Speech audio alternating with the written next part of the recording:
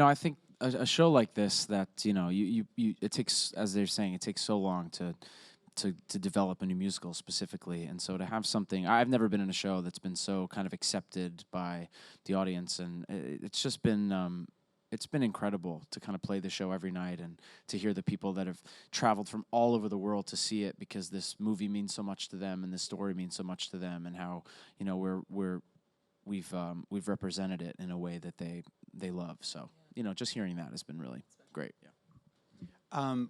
One of the things I love most as a director, because you work with the designers or the music team in isolation, you work with the actors in a rehearsal room, is that moment where everyone comes together and is suddenly everyone's collaborating in the same room at the same time.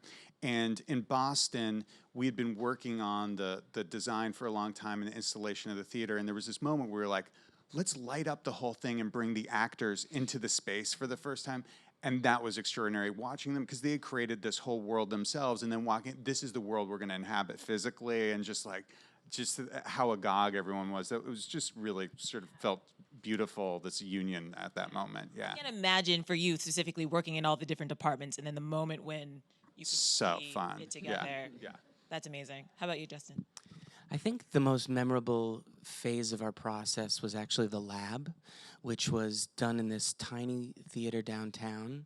And I think it was the first time that I saw backstage romance. And, this was at a time when we didn't have all the elements in place. And so really it was just the brilliance of this company and their sweat and this incredible band. And at that time, it was a smaller band, so they had to dig in even harder. And I just remember feeling like the roof was going to blow off the place. And it was actually really humbling, because I think it made me realize, listen, I'm using other people's music to tell a story, so that's humbling as well. But I think this really hit it home for me that this thing was going to be so much bigger than any of the things that I could worry about or struggle with in solving the puzzle. And I just it's like when you're part of the creation of something and suddenly it just takes on a life of its own.